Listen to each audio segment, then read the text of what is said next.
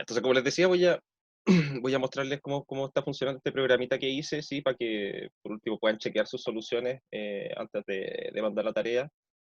Y así, porque claro, si les da una solución que no corresponde a lo que estoy escribiendo acá, eh, es porque se equivocaron en algo, ¿sí? Entonces, ahí van a tener la opción de poder corregirlo. Entonces, por ejemplo, a ver, el problema 2 nos dicen que tengo que minimizar la función, dice x1 menos 2x2 menos 4x3 más 2x4. Entonces, voy a definir mi vector acá del lado derecho. Cambiar el teclado, ahí sí. C, y que esto lo tengo que dar como un vector columna. Entonces, este tiene los coeficientes 1, menos 2, vector columna, tengo que ponerlo con punto y coma. Menos 2, menos 4 y 2. ¿Sí? Listo, tengo mi vector del lado derecho. El problema ya está dado en forma canónica, ¿sí? Entonces tengo dos restricciones de igualdad y que todas las variables son mayores o iguales que 0. Eso es una condición que yo necesito para poder ocupar el programa. Entonces, la matriz A en este caso, voy a tomarla directamente de ahí como está escrita. Y la primera restricción es 1, 0, menos 2, menos 1. Y la segunda tiene coeficientes 1, 1, 1, menos 1.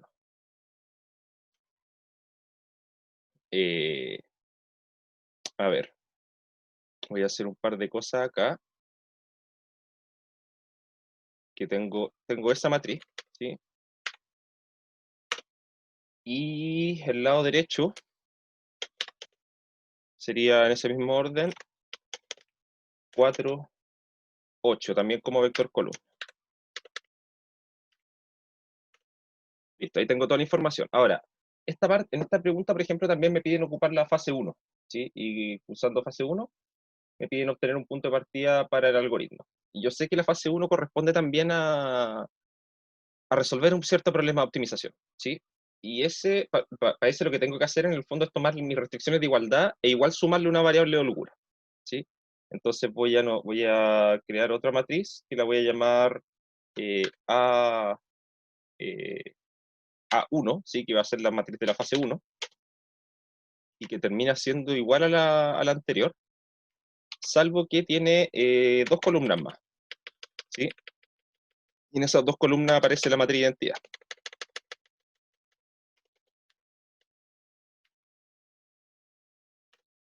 El lado derecho de ese problema termina siendo el mismo, y lo otro que cambia es la función objetivo. Entonces, la función objetivo para la fase 1 termina siendo, en el fondo tengo que sumar las variables de holgura, simplemente, ¿sí? Estas que agregué. Entonces, las cuatro primeras variables están multiplicadas por 0, y las otras dos están multiplicadas por 1. ¿Sí? Y todo esto con punto y coma acá entre medio, porque esto tiene que ser una columna.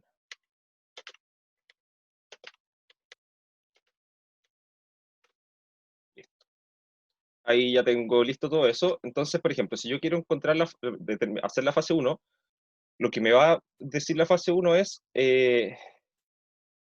encontrarme el mínimo con esos nuevos parámetros. Entonces, yo voy a escribir acá,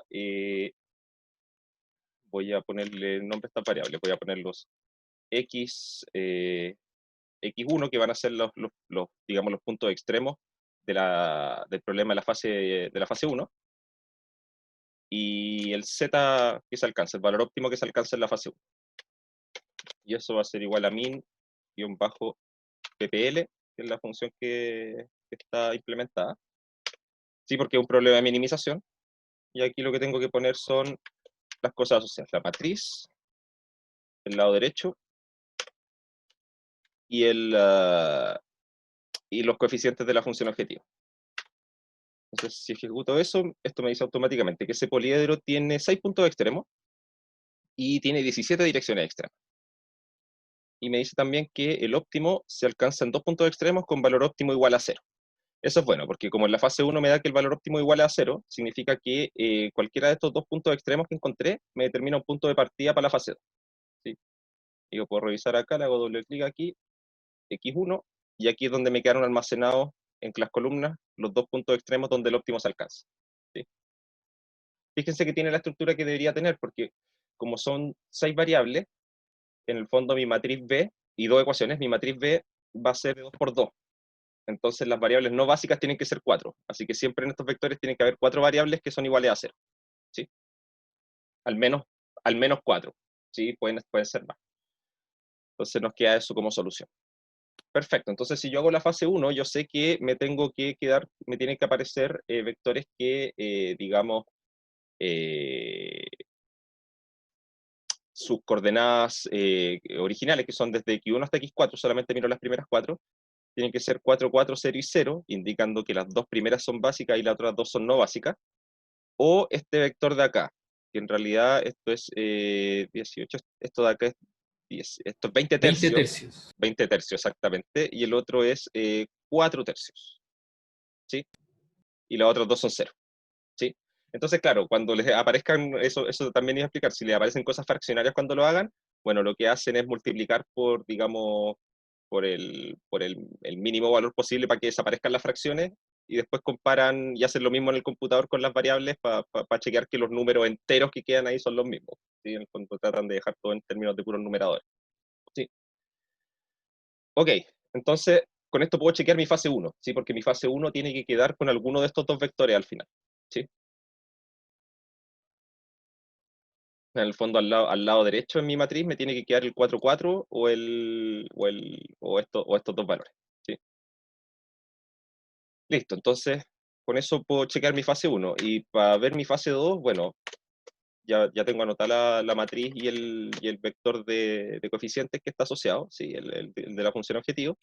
Y esto lo voy a llamar XZ simplemente. ¿Sí? Que va a ser el conjunto de puntos extremos donde se alcanza el óptimo en este problema y el valor óptimo que toma la función. ¿Sí? Y como es un problema de minimización, ocupo la función min ppl. Si fuera un máximo, ocupo la otra, el max ppl. Y listo, este me dice que el poliedro tiene 2 puntos extremos y 4 direcciones extremas. Y el óptimo se alcanza en un solo punto extremo con valor óptimo igual a menos 4. Y yo puedo ir a chequear acá, aquí en el vector X, que está acá abajo, me dice que de hecho el óptimo se alcanza en ese punto. ¿Sí? Se alcanza justo en uno que me daba también la fase 1. ¿Sí? Y eso pasa muchas veces, o sea, puede pasar. ¿Sí? Y cuando termino mi fase 1 y armo el tabló óptimo, después de eso, resulta, armo el tabló con esa base, podría ser que ese tabló ya sea óptimo. ¿Sí? Entonces termino. Si no, lo más probable es que, claro, si les daba este punto en la fase 1, bueno, quizá hay que hacer una o dos iteraciones más del simplex para llegar después finalmente a este punto de acá. ¿Sí? ¿Se entendió cómo funciona este programita? Sí, profe. Sí. Bacán. Entonces, se los dejo ahí porque les puede servir. Entonces, la clase anterior terminamos de ver qué pasa con los problemas de programación lineal, más, más precisamente con los tableaux digamos, del algoritmo simplex, cuando ya tengo un tablero óptimo y lo que hago es agregar ya sea una restricción nueva, agregar una nueva variable al problema, modificar los costos, modificar las capacidades, ¿sí? Pensando en modificar valores del vector C o del vector B.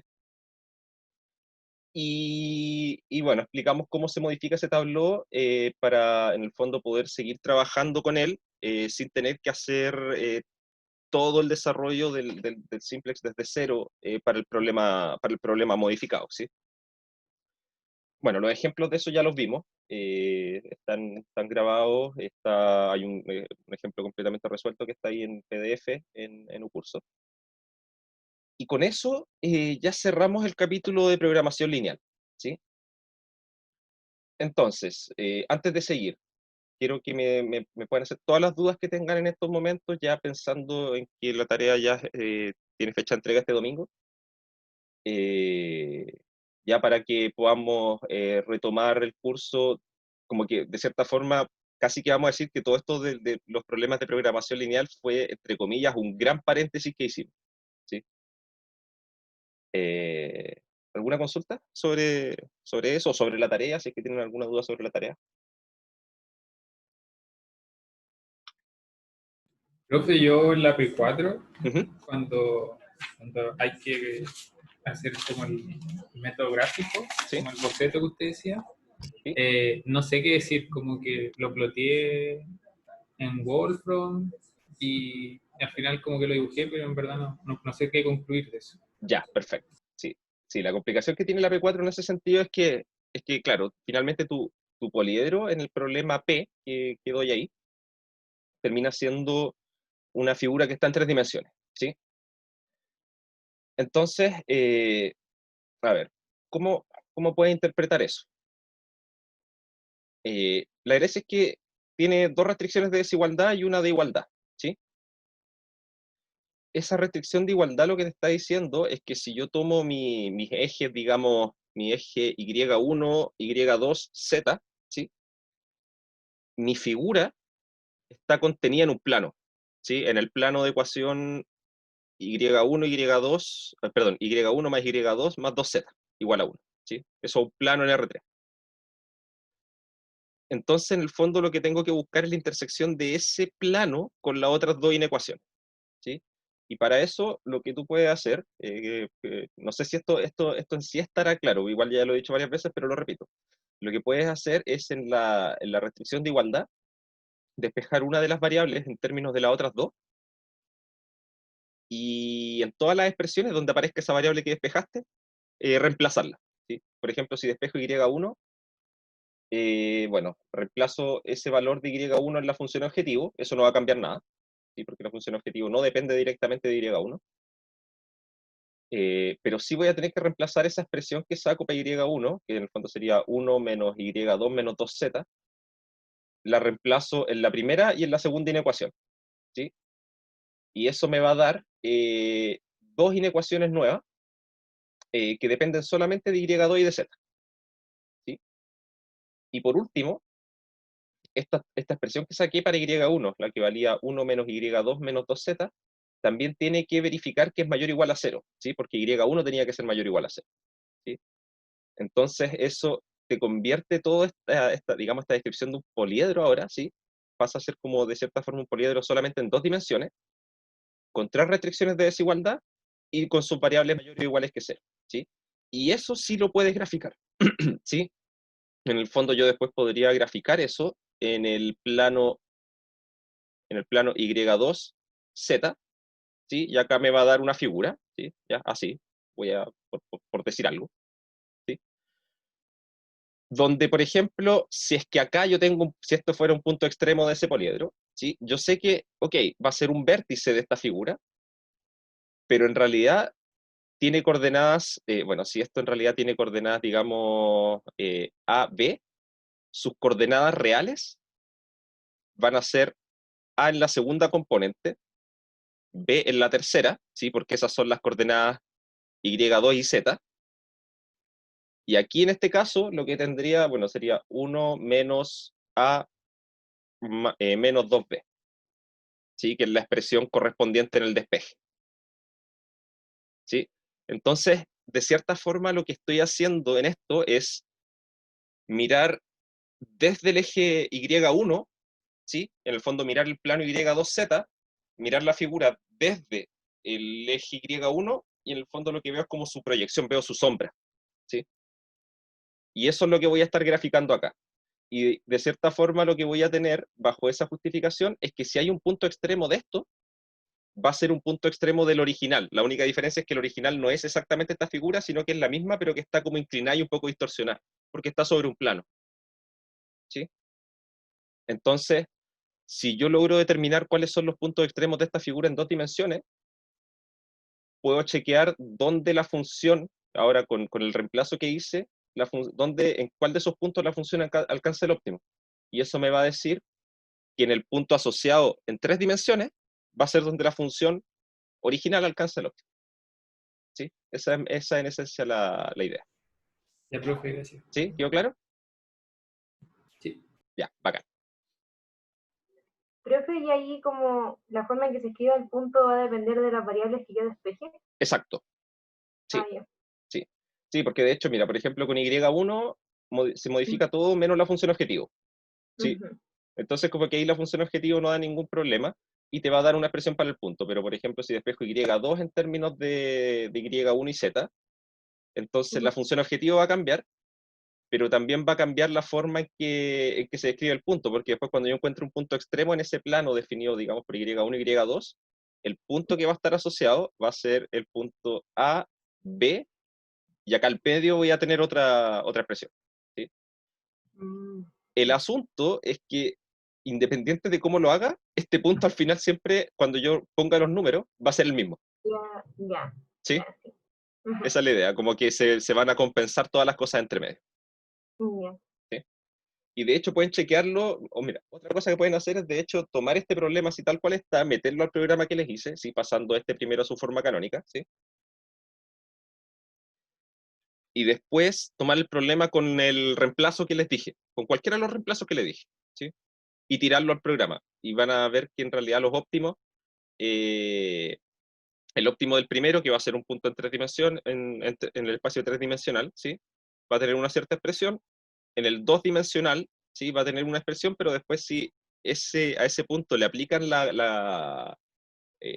lo asocian al punto que de verdad corresponde en tres dimensiones, van a ver que es el mismo. ¿Sí? Ya. Eso también se puede hacer rapidito con MATLAB, así como para chequearlo y que me crean que eso funciona. ¿Sí? Ya. Sí, Gracias. yo en realidad, de nada, yo en realidad para eso me cabeceé harto, ¿sí? Porque mi idea era yo estar seguro de eso para después simplemente decírselo, si es que alguien no se daba cuenta, ¿sí? Pero en realidad todo eso conlleva una demostración de por medio, ¿sí? De que efectivamente esos dos problemas, entre comillas, son equivalentes en ese sentido, ¿sí? Que resolver uno me lleva a la solución del otro y viceversa, ¿sí? Ujú. Ok, ya. Entonces, como decía, ya tenemos terminada, bueno, vamos a retomar un poco más adelante, vamos a ver de nuevo conceptos o aplicaciones en realidad de optimización de problemas lineales, ¿sí? Sobre todo cuando veamos lo que alcancemos a ver, en realidad es eso, lo que alcancemos a ver de flujo en redes, ¿sí? Va a depender mucho de los tiempos.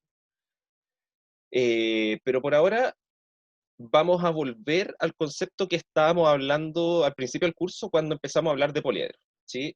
Eh, lo último, así como para recordar y ver dónde habíamos quedado, yo lo último que había dicho es que eh, habíamos dicho que los poliedros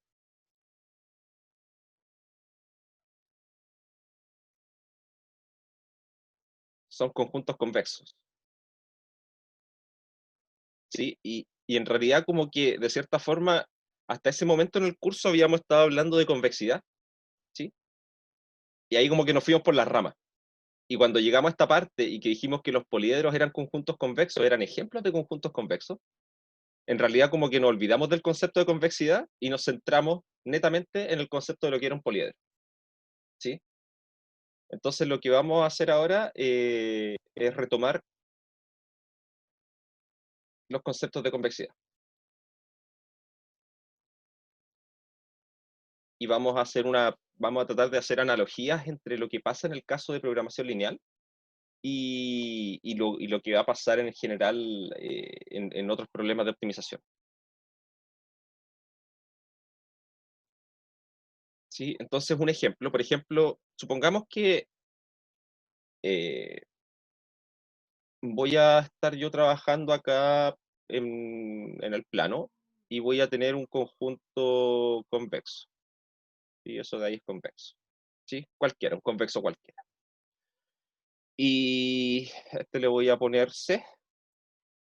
Y supongamos que yo quiero resolver el mínimo de una función lineal, a por x1 más b por x2, sujeto a, y ahora ya no voy a estar en un poliedro, sino que voy a decir que el par x1, x2 pertenece a este conjunto convexo.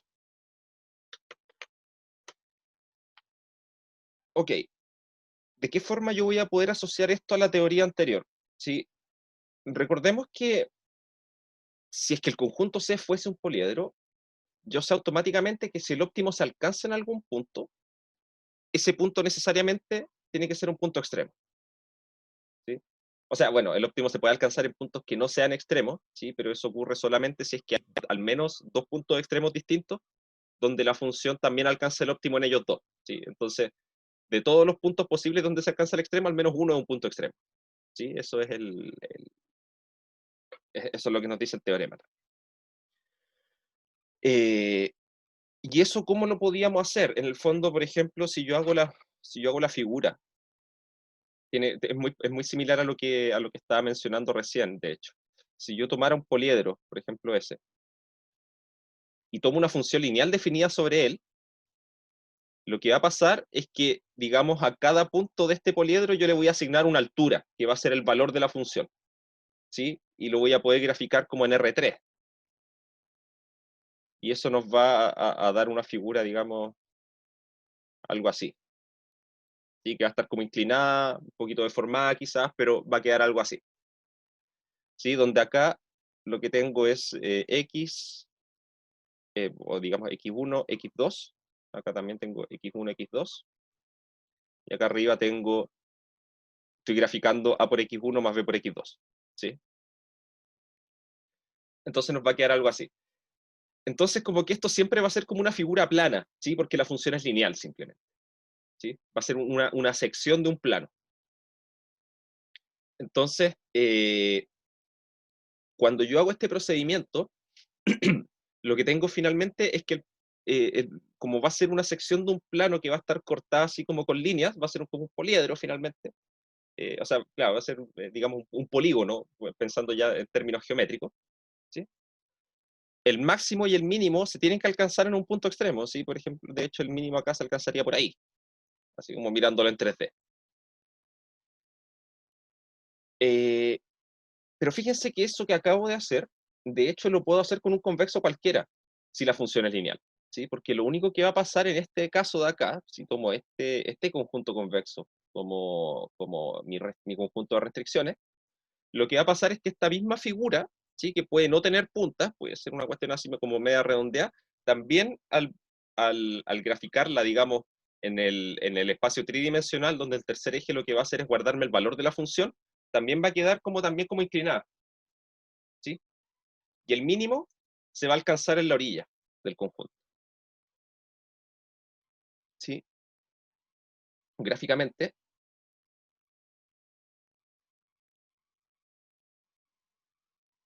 se puede verificar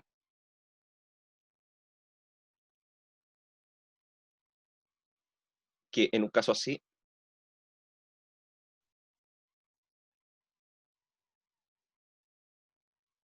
eh, el óptimo,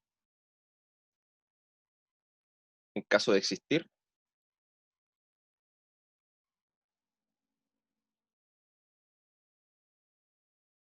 se alcanzará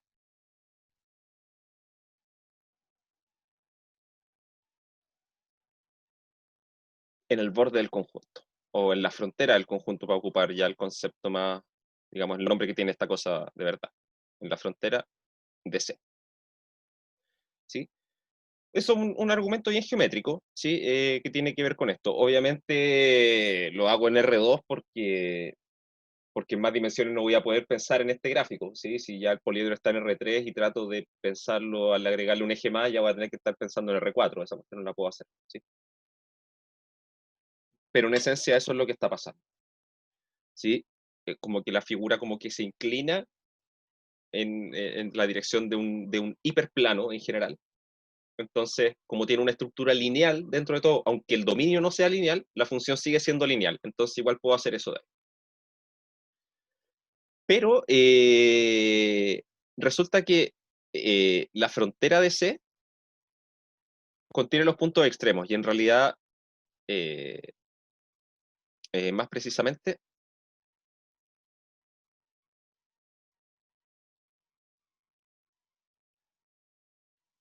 será un punto extremo.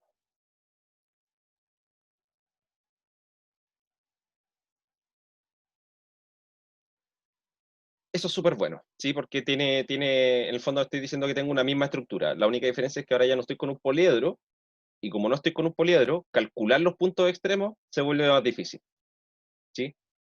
Por eso en los problemas de programación lineal no trabajamos directamente solo con una función lineal y un convexo cualquiera como restricciones, ¿sí?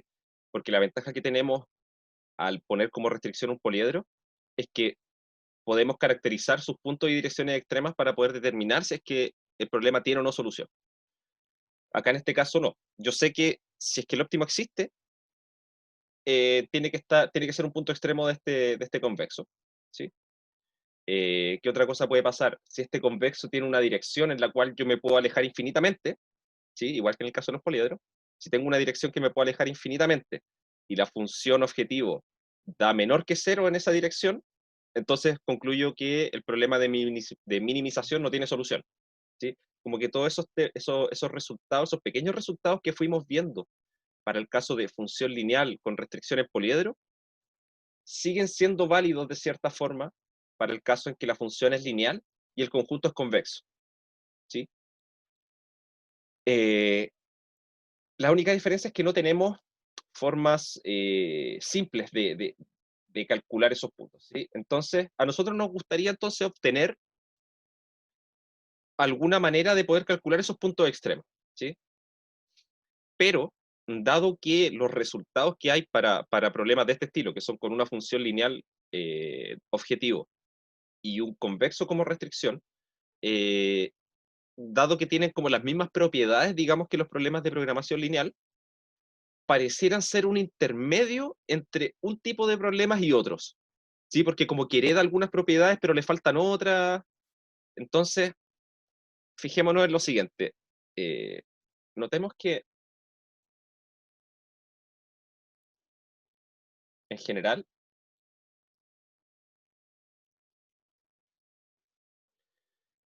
la función f, perdón, una función lineal,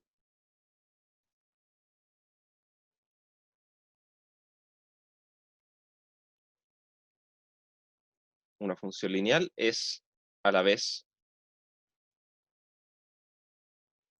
cóncava y convexa, ¿sí? De hecho, es una equivalencia. Una función es lineal si solo si es cóncava y convexa, ¿sí? Porque, y eso es cosa mirar una recta nomás, ¿sí? Como que la misma linealidad que bota las constantes hacia afuera nos entrega la convexidad y la concavidad al mismo tiempo, porque las condiciones de convexidad y concavidad se cumplen con igualdad. Eh, entonces, para esto vamos a recordar la definición, ¿sí? De lo que es una función convexa. Sí, que de hecho nosotros no la habíamos visto en clase, pero la vieron con los auxiliares en su momento.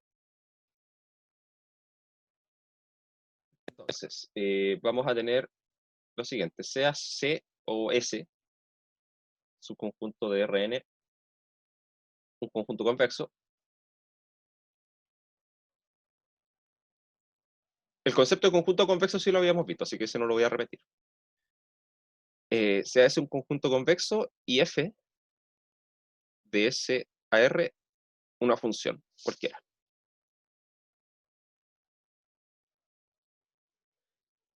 Diremos que F es convexa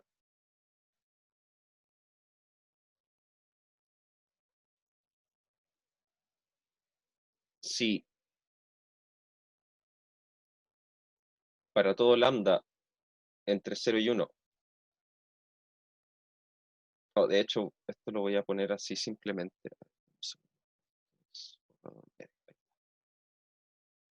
Para todo lambda estrictamente entre 0 y 1, y ahí vamos a ver por qué. Y para cualquier par X e Y que pertenezca a S, se verifica que f de lambda X más 1 menos lambda Y es menor o igual a lambda por f de X más 1 menos lambda por f de Y. Si la desigualdad es estricta,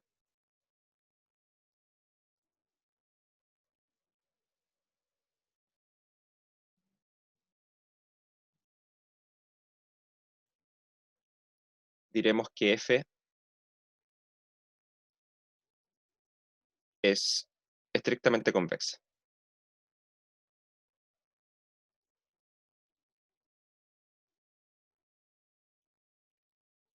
¿Sí? A ver, la definición de convexidad en algunas partes se encuentra así como está escrita acá, ¿sí? Y en otras partes se encuentra con el lambda tomando valores entre 0 y 1, incluyendo el 0 y el 1, ¿sí? Esas dos son equivalentes, porque de hecho tomar el 0 y el 1 acá, el valor de lambda 0 y 1, no afecta en nada, porque si tomo, por ejemplo, lambda igual a 0, lo que me queda aquí adentro de f es simplemente y, y lo del lado derecho me va a quedar f de y, ¿sí? Entonces, eso siempre se va a cumplir con igualdad, y de hecho con lambda igual a 1 pasa lo mismo, ¿sí? Entonces nos vamos a preocupar solamente lo que pasa con los valores que están estrictamente entre 0 y 1. Y en esos casos, yo quiero que se verifique esta desigualdad acá, ¿sí? Y aparte estoy diciendo que si la desigualdad es estricta, entonces voy a decir que f es estrictamente convexa. ¿Qué significa la convexidad? La convexidad, en esencia, lo que me está diciendo es que si yo tengo una función, digamos, esa de ahí, lo que estoy diciendo es que para cualquier par de puntos que yo tome acá en el dominio, la recta, ahí y acá. Lo que estoy diciendo, en esencia, es que la recta que está uniendo esos dos puntos,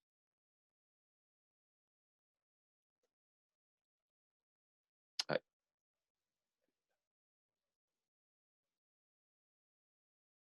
la recta que está uniendo esos dos puntos queda siempre sobre la curva sobre el gráfico de la función, ¿sí? Sí, de repente podría toparlo, ¿sí? Podrían haber zonas planas, ¿sí? Que sean como rectas, ¿sí? Donde digamos, esa línea coincida con el gráfico de la función, ¿sí? Porque, ojo que esto, recuerden, como estoy diciendo, tiene que ser para todo x e y, entonces este x e y los voy a ir variando, entonces después aquí voy a tener otro par, digamos, x', y', y se tiene que cumplir lo mismo, ¿sí? O sea, yo voy acá, veo estos puntos de intersección, y supongamos que justo en esa parte esta cuestión era una recta, ¿sí? Entonces, ahí lo que pasa es que esto me queda justo sobre la función, ¿sí? Ahí, supongan que eso es una recta, ¿ya? No que me quedo ese espacio abajo, ¿sí? Es como para dar la noción.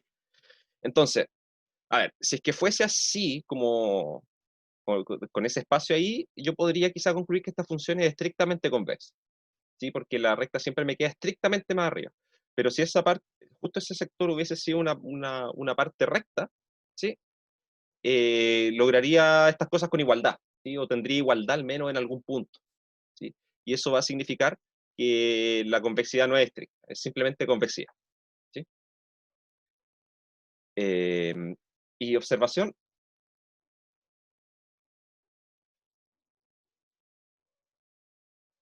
ay, observación, ay, sí,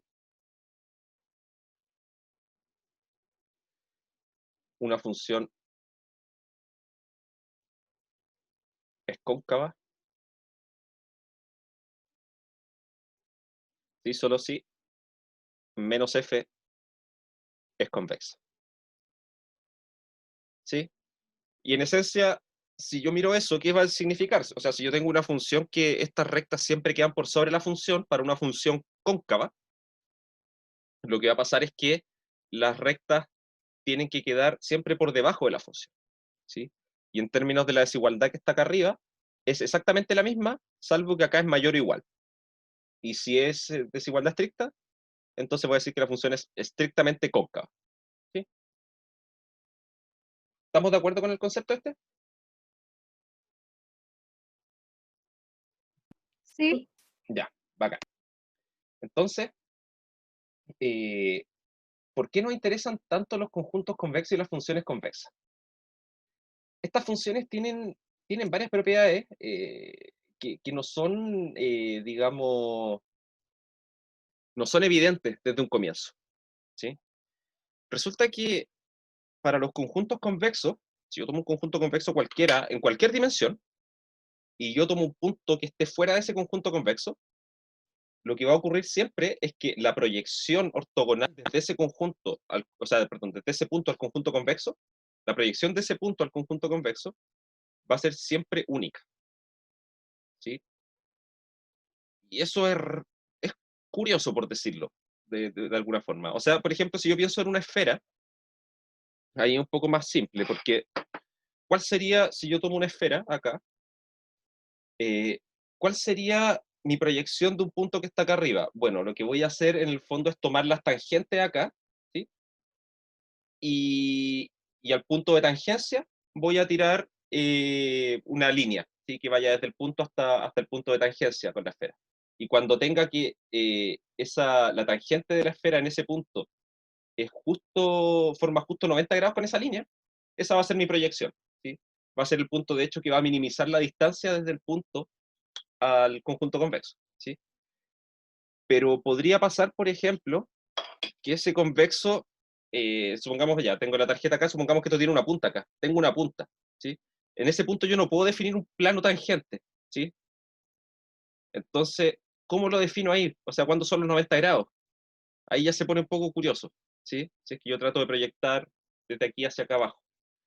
Entonces, en realidad el resultado nos dice que independiente del conjunto convexo que yo tome, mientras este sea cerrado y no vacío, entonces la proyección de cualquier punto del espacio a ese conjunto va a ser 1, ¿sí? Por otra parte, ¿qué otras propiedades tienen las funciones convexas? Resulta que las funciones convexas también son necesariamente derivables casi en todos sus puntos, ¿sí? Eh, lo que es bastante fuerte, ¿sí? O sea, estamos diciendo que es prácticamente imposible, perdón, son continuas en el interior de su dominio, ¿sí? O sea que si yo tomo una función convexa, la puedo asumir automáticamente continua en los casos que nosotros vamos a estar trabajando, ¿sí? Eh, también van a cumplir algunas condiciones, algunas ligeras condiciones sobre sus pendientes, lo que nos va a implicar que les puedo calcular siempre derivadas direccionales. Entonces, las funciones convexas casi que podríamos decir que son casi derivables, ¿sí? Están muy cerca de ser derivables, pero con las derivadas direccionales vamos a ver que nos va a ser suficiente para poder estudiar eh, las funciones convexas o funciones que sean al menos convexas en alguna parte. eh, Vamos a poder ocupar reglas de cálculo para poder estudiar los problemas de minimización o de maximización, ¿sí? Si es que son funciones cóncavas. Entonces, proyecciones sobre conjuntos convexos. Vamos a ver esa primera parte ahora.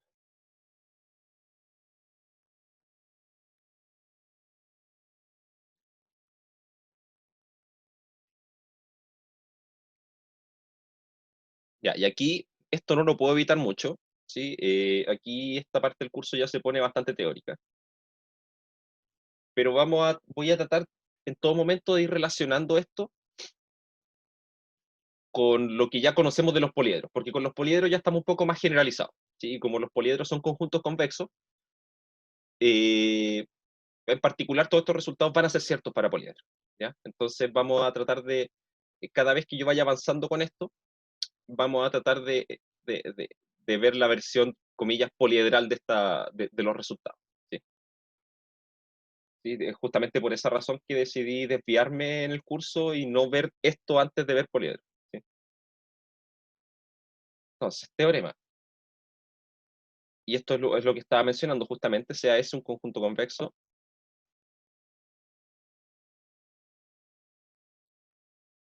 cerrado y no vacío,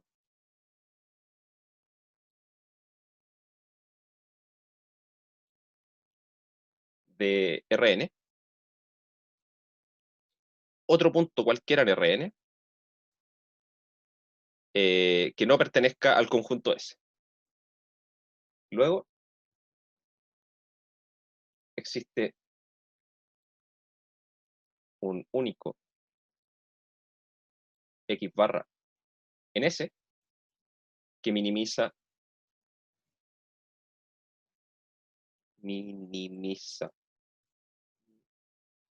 minimiza. Que minimiza la función phi de y,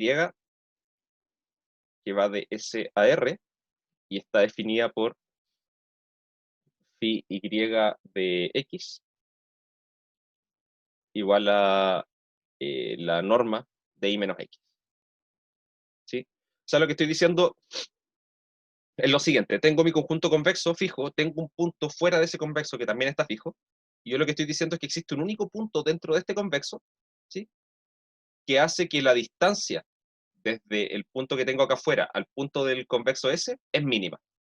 ¿Sí?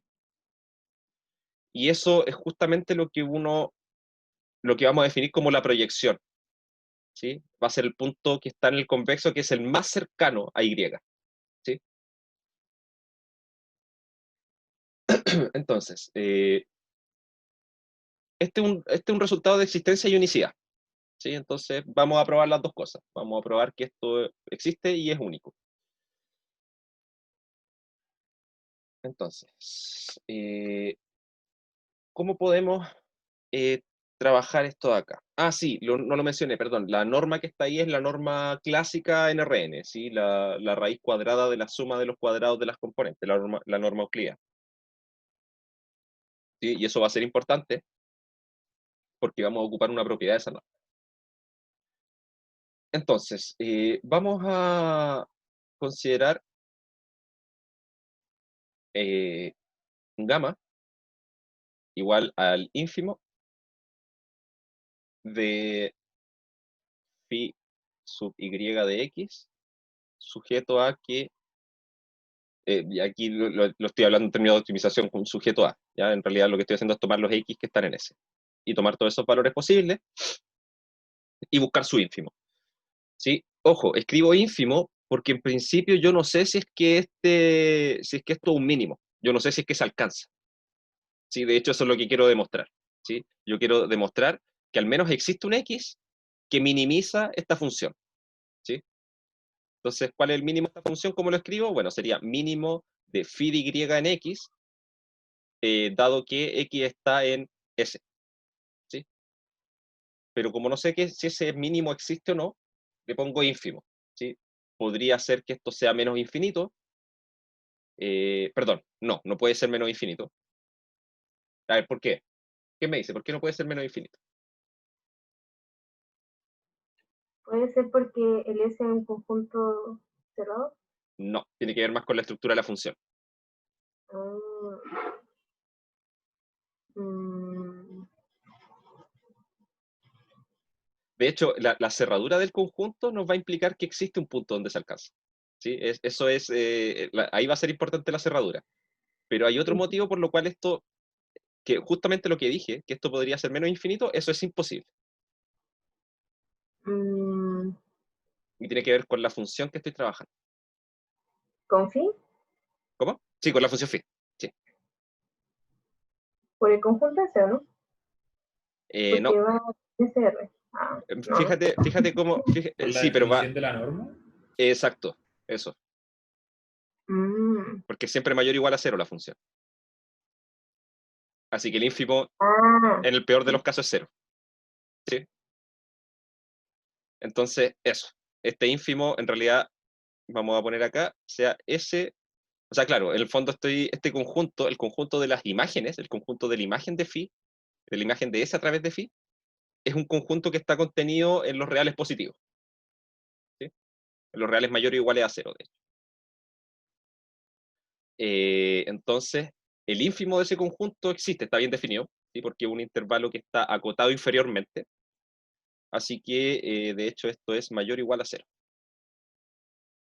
¿Sí? Así que lo vamos a dejar ahí. Ese ínfimo está bien definido, no puede ser un menos infinito en ningún caso. Ahora, cuando yo calculo un ínfimo, esto significa que, claro, este valor es aquel que es más pequeño que todos estos, ¿sí? Pero si a cualquiera de estos de acá yo le resto un épsilon tan chico como yo quiera, paso por debajo del valor gamma, ¿sí? Y eso me implica que luego existe una sucesión xn o voy a ponerle xk, voy a mantener esta misma notación para no marearme de repente. Xk con knn, minimizante, bueno, esta está contenida en ese, ahí vamos a ver por qué.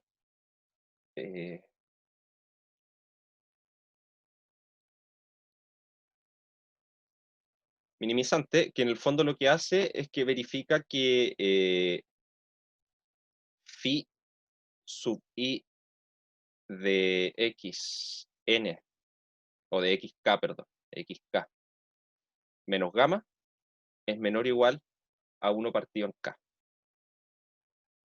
¿Sí? Esto de acá es por definición del ínfimo. ¿Sí? Voy a ponerlo como observación. Si alfa es igual al ínfimo de un conjunto A, ¿sí? Entonces, bueno, en realidad es sí solo sí. ¿Sí? Alfa igual a un ínfimo, sí solo sí. Para todo épsilon mayor que 0, existe un X en el conjunto A, tal que X menos alfa es menor o igual a épsilon. ¿Sí? O sea, para que algo sea el ínfimo, tiene que haber un punto dentro del conjunto que sea lo suficientemente cercano. ¿Sí? Acá en el fondo no pongo valor absoluto, ¿sí?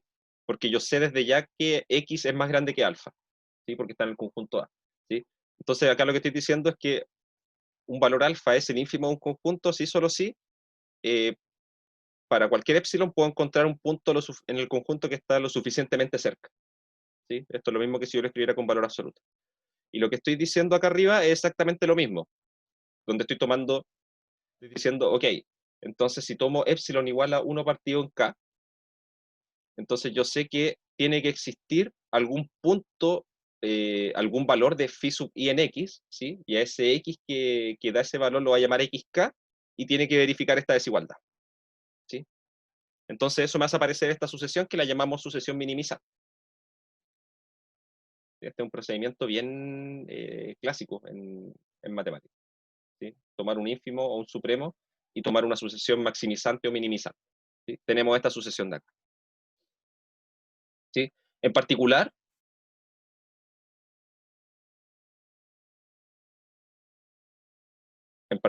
lo que tenemos es que phi sub i de xk converge a gamma, ¿sí?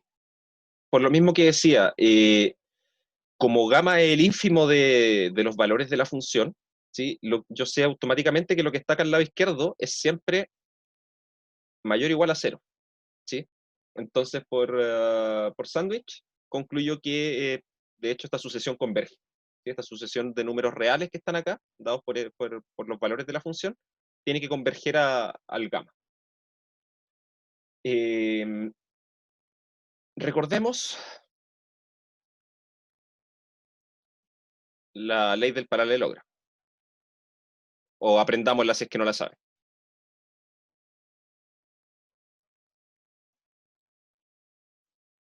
Sí, que de hecho esta cuestión típicamente se ve cuando uno ve un poco de geometría en el colegio y lo mencionan como una cosa que cumplen los paralelogramos, pero después nunca se da la versión con las normas en la U, y esa cuestión siempre me ha molestado.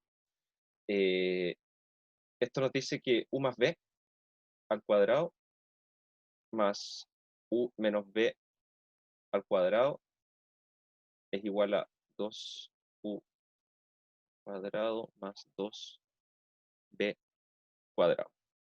¿Sí? En esencia esto nos está hablando, estas dos cosas de acá en el fondo están definiendo las diagonales de un paralelogramo, y estos u y b son sus lados, ¿sí? Entonces estoy diciendo que la suma del cuadrado de las diagonales de un paralelogramo es igual a 2 veces la suma de sus lados al cuadrado, la suma al cuadrado de sus lados, ¿sí? Eso se puede verificar, como está en la norma euclidiana, se puede chequear de manera relativamente sencilla que esta propiedad se cumple, ¿ya? No lo vamos a hacer, pero esto se cumple para todo u y b en Rn. Entonces, dicho eso, estaba viendo la hora, vamos a hacer una pausa ahora. Sí, vamos a hacer una pausa va a ser un poquito más corta porque como nos quedamos viendo varias cosas al principio, y continuamos en 7 minutitos más, a las 11:30, ¿les parece? Sí, está bien. Ya. Gracias. Acá. Ya, ahí estamos hablando en unos minutitos más. Vamos a hacer un té mientras tanto. Perfecto. ¿Estamos claros con la demostración hasta ahora? ¿Sí? O sea, ¿se entiende el por qué existe esta sucesión? ¿Sí? Bueno, no les voy a preguntar si se entiende la ley del paralelogramo, porque esa cuestión en realidad es un hecho geométrico, hay que demostrarlo y todo, pero eso, sí. Eh, voy a hacer un dibujito de eso, de hecho, acá al ladito, como para que...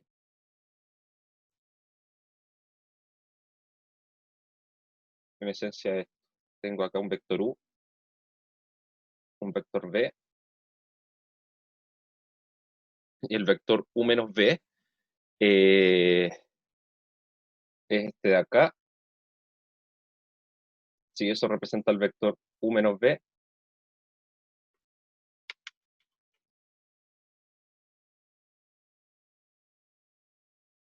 y el vector U más V termina siendo este de acá.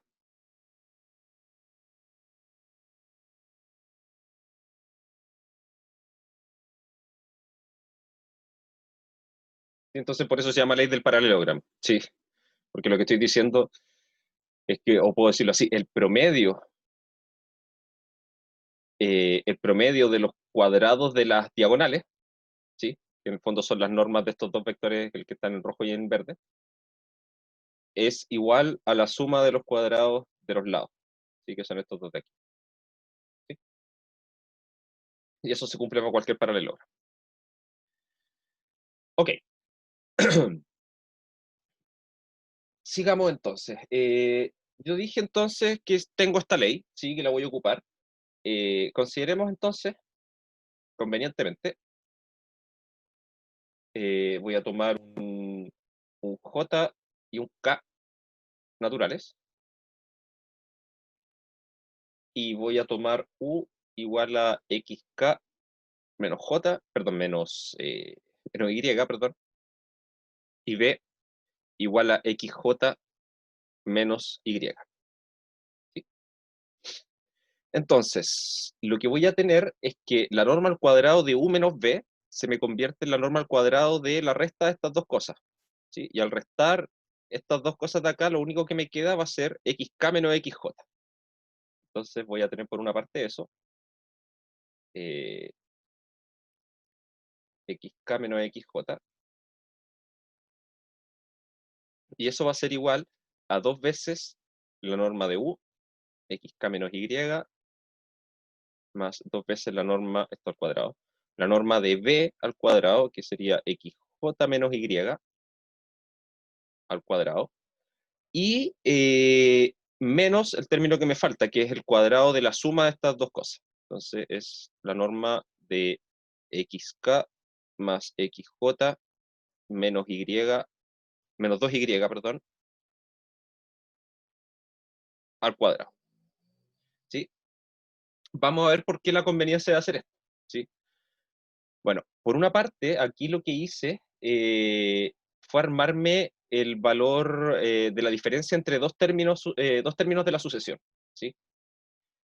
Mi objetivo ahora va a ser demostrar que de hecho esta sucesión, que yo sé que el phi de y de lo xk, eso converge, yo lo que quiero demostrar ahora es que xk también converge, ¿sí? Que la sucesión de puntos en S es convergente. Y si es convergente, voy a poder concluir que existe un punto en S donde gamma es igual a phi sub i de x, ¿sí? Porque esta función phi sub i es continua, ¿sí? Y teniendo eso, voy a tener que en realidad existe un X dentro del conjunto, un X barra dentro del conjunto S, que hace que phi sub i de X barra es igual a este ínfimo, o sea, el mínimo se alcanza en algún punto. ¿Sí? Ese es todo el procedimiento que vamos a seguir de aquí en adelante. Entonces, voy a tratar de, usando esto, voy a tratar de demostrar que esto que está acá al lado izquierdo es menor o igual a algo que converge a cero, ¿sí? O bien que si hago j y k tender a infinito en esta expresión del lado derecho, esto se va a hacer, ¿sí? Son cosas equivalentes. A ver, ¿qué vamos a tener? Justamente, si... ¿qué cosas puedo sacar de acá? A ver, esto yo tengo que es dos veces la norma de xk menos y al cuadrado, más dos veces la norma de xj menos y al cuadrado.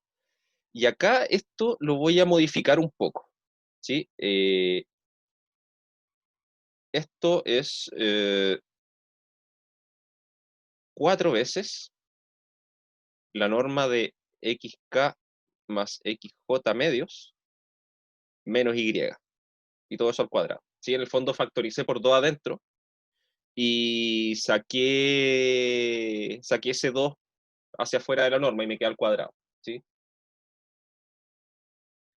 Pero ¿qué tengo yo acá? Resulta que este término, como S es convexo,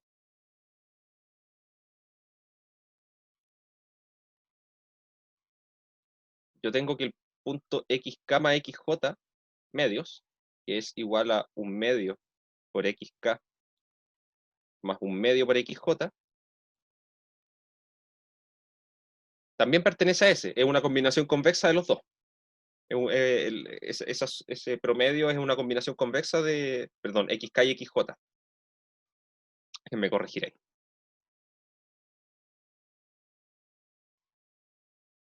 ¿Sí? Entonces lo que estoy haciendo acá es tomar la norma de un punto que está en S, ¿sí? Menos y. ¿Sí? En el fondo, si yo escribo esto de acá, esto es lo mismo que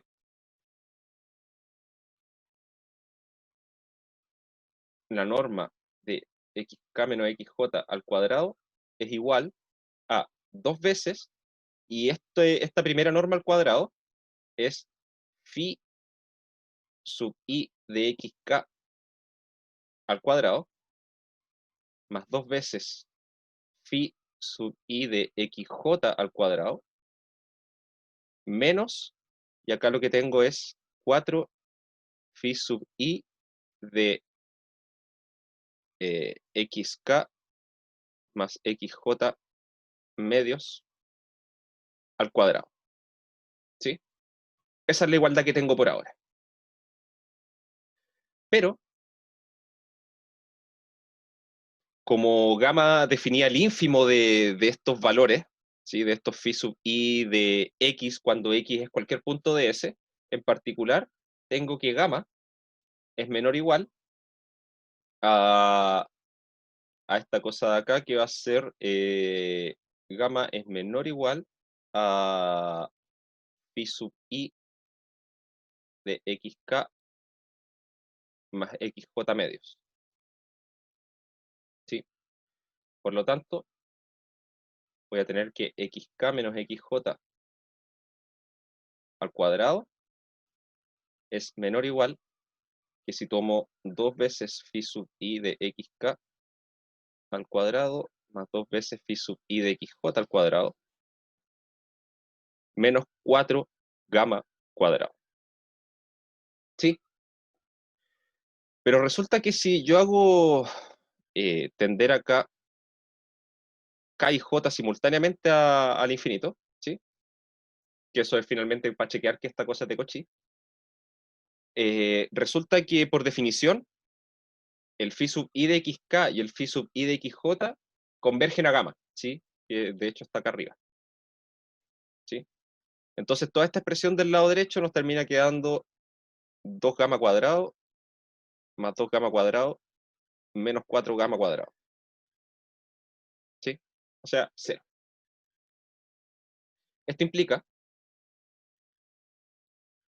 la sucesión xk con knn que habíamos tomado, la sucesión que era la minimizante, es una sucesión de Cauchy.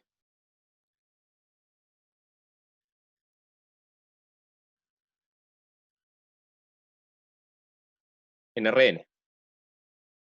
Luego, existe un X barra en Rn, ¿sí? En principio en Rn, tal que xk converge a X barra. Como S es cerrado y xk, los términos de la sucesión están en S para todo K natural, entonces tengo ahora una sucesión que está dentro de un conjunto cerrado y que es convergente. Entonces el límite tiene que también pertenecer al conjunto.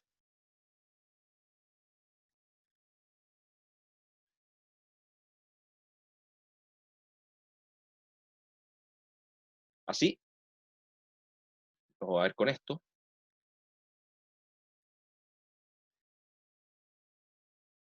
Existe un X barra en S tal que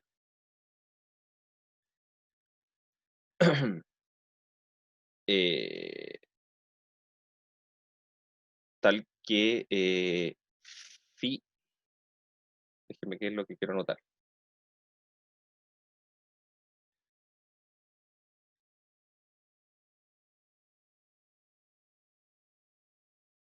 Converge a phi sub i de X barra, ¿sí? Ya que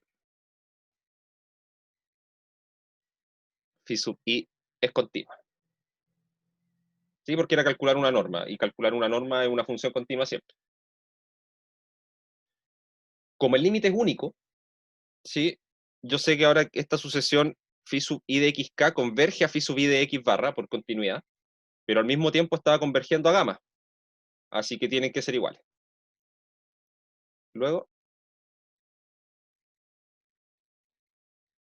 phi sub i de X barra es igual a gamma, que a su vez, por definición, era igual al ínfimo de phi sub i de X con X en S.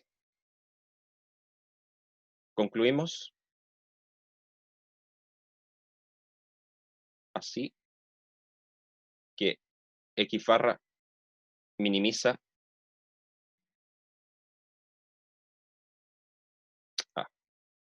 X barra minimiza la función phi sub i. ¿Sí? Esa fue la parte de la existencia de la solución de esta proyección, ¿sí? O de lo que vamos a llamar proyección, ¿sí? ¿Quedaron claros los procedimientos de esta demostración? Que igual son medio, bueno, no son difíciles, tampoco diría que son poco estándar,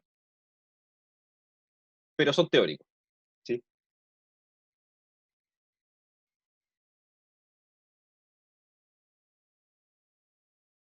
¿Alguna consulta? Al final, profe, todo esto es para demostrar que en funciones convexas existe mínimo. Más que eso, que para un conjunto convexo, vamos a ocupar esto después para demostrar que existe una única forma de proyectar, ¿sí? De encontrar el punto más cercano, ¿sí? Eso es lo que estamos haciendo, ¿sí? Dado un convexo y un punto que está afuera, el trabajo es encontrar el punto del convexo que está más cerca de ese punto de afuera. Y lo que estamos demostrando es que ese punto siempre existe y es único, ¿sí? Ya, bueno. ¿Y ese punto que está fuera de la función es como que está en otra dimensión? No, aquí estoy pensando yo que estoy en Rn, ¿sí? O ¿Ya? piensa que estoy en R2, por ejemplo, ¿sí? Tengo una esfera acá, bueno, digamos un círculo, ¿sí? En R2, y yo quiero ver cuál es el punto del círculo que es más cercano al punto que estoy poniendo allá arriba en azul, Ah, ya, ¿sí? perfecto. Eso es lo que estamos tratando de hacer. Vale. Ok, y de hecho esto me da una forma de hacerlo, es media complicada, pero me entrega una forma, ¿sí? Como les decía, esta es la existencia. Para la unicidad sale relativamente simple. Y con esto vamos a terminar. Supongamos que X barra y X doble barra en S, ¿sí? Estos dos puntos van a pertenecer al conjunto S, ambos minimizan la distancia, o digamos la función phi sub i, ¿sí? Eso es lo que voy a proceder por contradicción, ¿sí? Voy a suponer que hay dos puntos distintos que minimizan esta función. Es decir,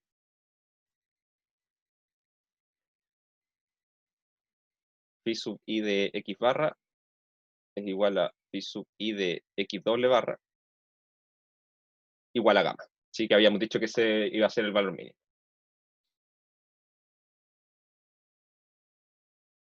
Haciendo en la ley del paralelogramo, haciendo u igual a x barra menos y y b igual a x doble barra menos y, vemos que la norma al cuadrado de la diferencia de esas dos cosas es x barra menos x2 barra, y eso tiene que ser igual a 2 veces, esto al cuadrado, perdón, 2 veces la norma al cuadrado de 1,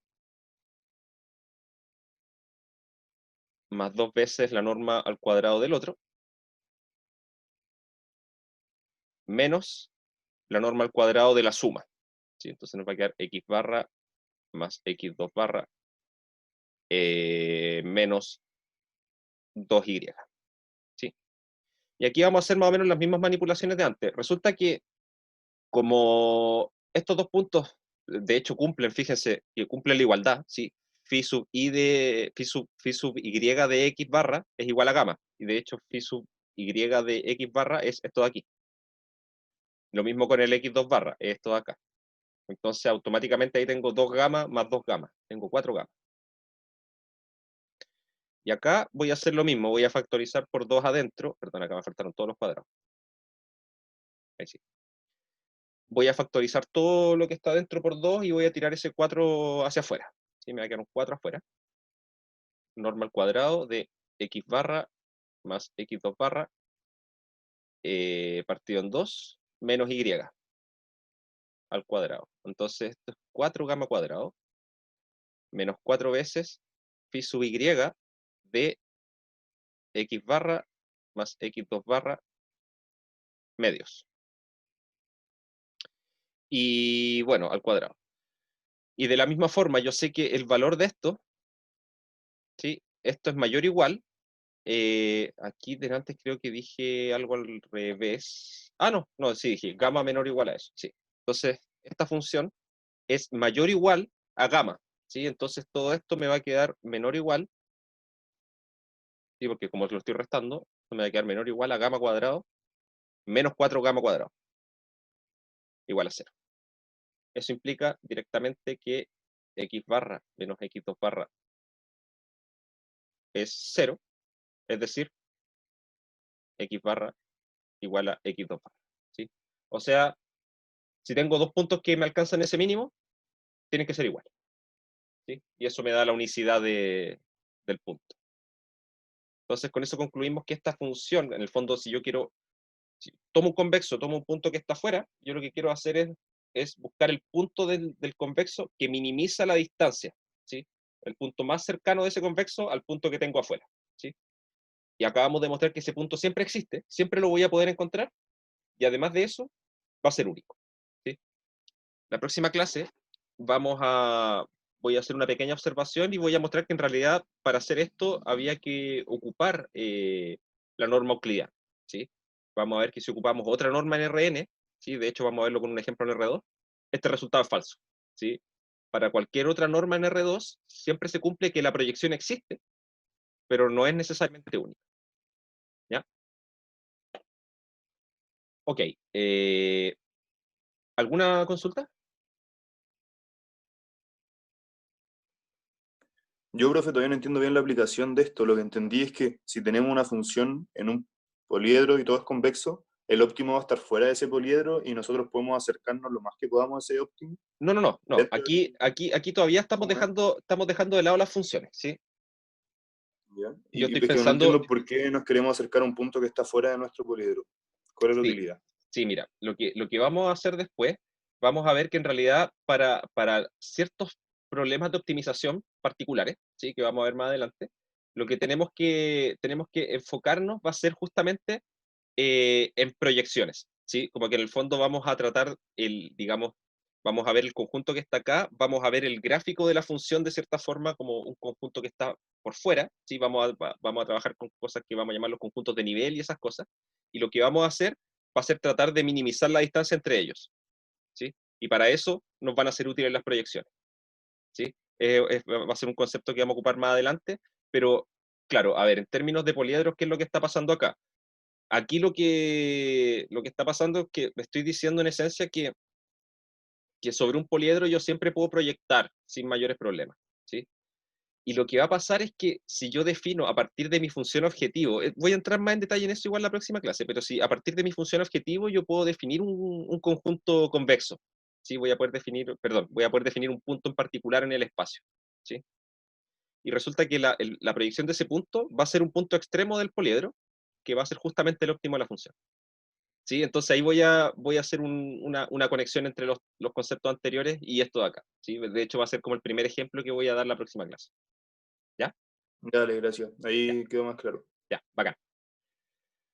Ok, entonces, me pasé. Lo dejamos hasta acá y ya nos vemos el día lunes. ¿Ok? Que tengan un buen fin de semana, chiquillos. Cualquier cosa, recuerden, estamos disponibles con los auxiliares para resolver las dudas sobre la tarea que tengan. Vamos a estar todo el fin de semana disponibles, ¿ya? Bueno, yo al menos, no sé ellos, pero yo voy a estar disponible. ¿Ok? Sí, ellos igual deben tener sus evaluaciones y todo, pero ahí cualquier cosa avisan nomás y yo voy a tratar de estar, poder responder lo más rápido posible. ¿Ya? Gracias, profe. Ya. Chao. Que estén bien, que tengan Gracias, profe. un buen Chao. fin de. Chao, Chao, chao. profe, gracias. Dale, igual. Chao, profe.